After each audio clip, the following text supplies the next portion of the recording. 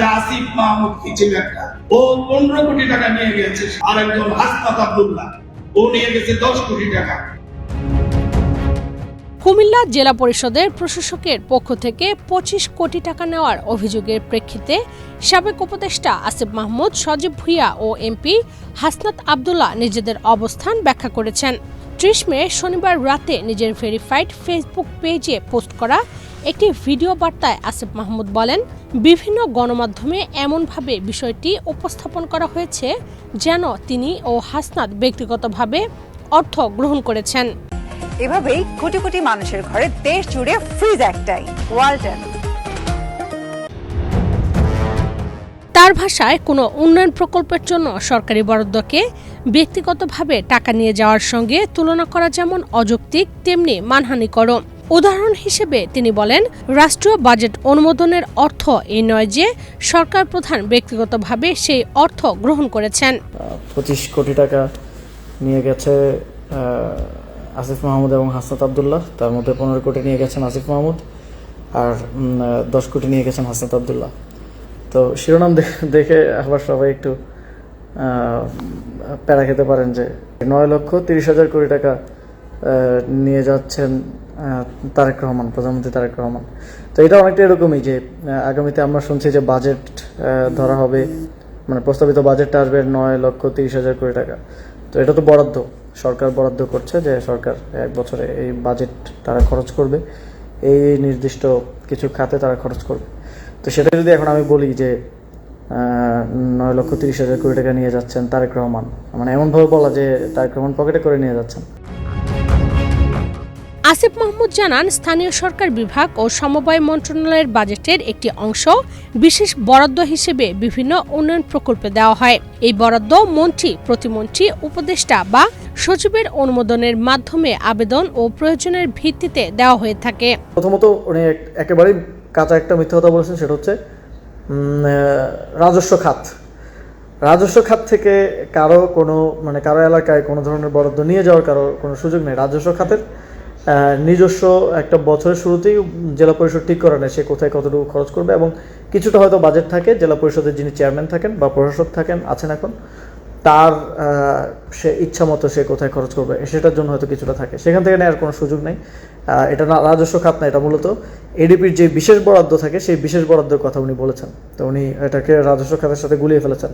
এই বিশেষ বরাদ্দটা প্রায় 5টা খাতে, আমার যতদূর নলেজ আছে যে 1,25 কোটি অথবা 100 কোটি থেকে 125 কোটি খাত ভেদে ভিন্ন হয়। এটা এই জেলা পরিষদ, উপজেলা পরিষদ, পৌরসভা, ইউনিয়ন পরিষদ এবং সিটি কর্পোরেশনের জন্য বরাদ্দ দেওয়ার এখতিয়ারটা মন্ত্রী অথবা প্রতিমন্ত্রী অথবা উপদেষ্টা যেই থাকেন দায়িত্বে তার হাতে থাকে। কুমিল্লা জেলা পরিষদের প্রশাসকের বক্তব্যের সমালোচনা করে তিনি দাবি করেন, রাজস্ব খাত ও বিশেষ বরাদ্দ খাতের মধ্যে মৌলিক পার্থক্য রয়েছে।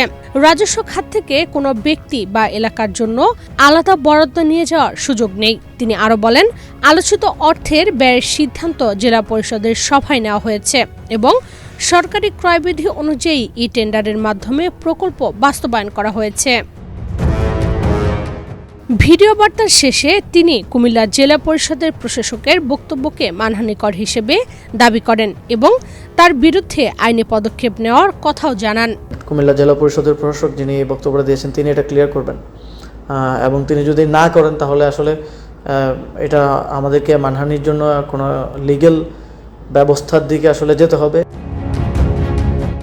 অন্যদিকে একই বিষয়ে সরাসরি ব্যাখ্যা চেয়েছেন হাসনাত আব্দুল্লাহ। জেলা পরিষদের প্রশাসক মোহাম্মদ মোস্তাক মিয়ার সঙ্গে তার ফোন আলাপের একটি অডিও সামাজিক যোগাযোগ মাধ্যমে প্রকাশ করা হয়।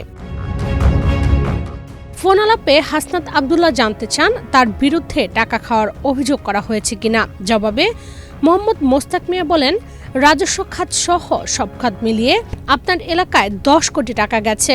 আপনারা বৈষম্য বিরোধী আন্দোলন করেছেন, আপনার উপজেলায় 10 কোটি টাকা বরাদ্দ হয়েছে, আর আসিফ মাহমুদের এলাকায় 15 কোটি টাকা গেছে। মানে রাজস্ব খাত থেকে 5 কোটি টাকা আর 10 কোটি টাকা দেবী। না, রাজস্ব খাত না, সব খাত মিলে আমার জেলা পরিষদের মাধ্যমে আপনার এলাকায় গেছে।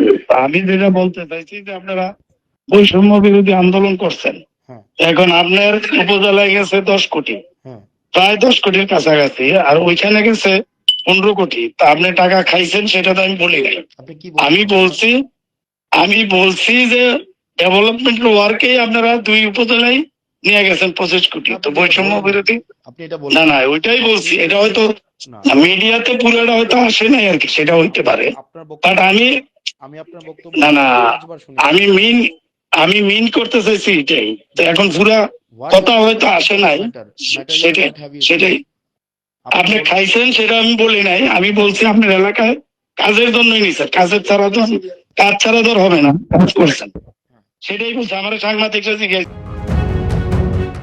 অন্যদিকে ভিডিও বার্তার শেষাংশে দেশের নাগরিকদের প্রতি আহ্বান জানিয়ে আসিফ মাহমুদ বলেন, কোনো তথ্য বিশ্বাস বা প্রচার করার আগে তা যাচাই করা উচিত। ডেস্ক রিপোর্ট, বাংলাদেশ প্রতিদিন।